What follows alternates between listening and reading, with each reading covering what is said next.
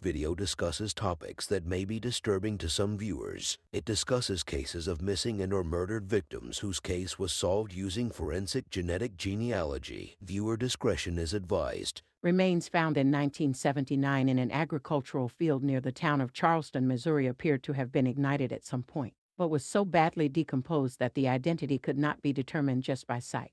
There was no wallet or any type of identification at all. At some point around 2013, the remains were transferred to the Southeast Missouri State University, where Dr. Binkson and her anthropology students began trying to see if they could find the identification of the remains. After 3 years of no luck, in 2016, Dr. Binkson would submit the case to the National Missing and Unidentified Persons System, which is a database and resource center for unclaimed, unidentified, and missing person or persons across the United States. They tried standard STR profiling from the University of North Texas Center for Human Identification. However, sadly, that turned up nothing. Early in 2020, Dr. Binkson and her team sent a small sample of the remains to Othram Laboratory. Othram specializes in extracting and enriching the DNA from contaminated or degraded sources such as bone. Lead forensic genealogist at the time with Othram Labs was Dr. Anthony Lucas Redgrave and Lee Bingham Redgrave.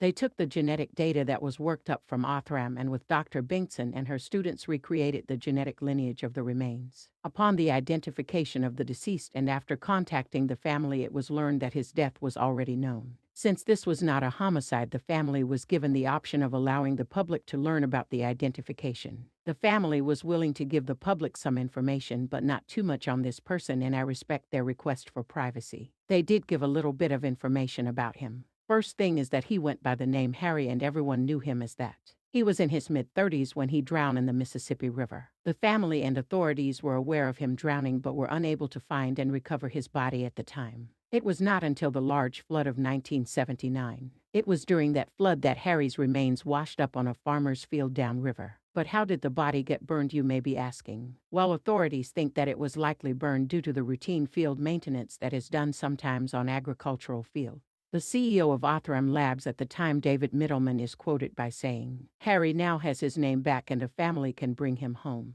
Not every unidentified person's case is the result of a crime. However, everyone deserves an identity and to be reconnected with their family." May Harry's story help with other forensic genetic genealogy cases, and I am glad that his family finally have some answers. Rest in peace, Harry.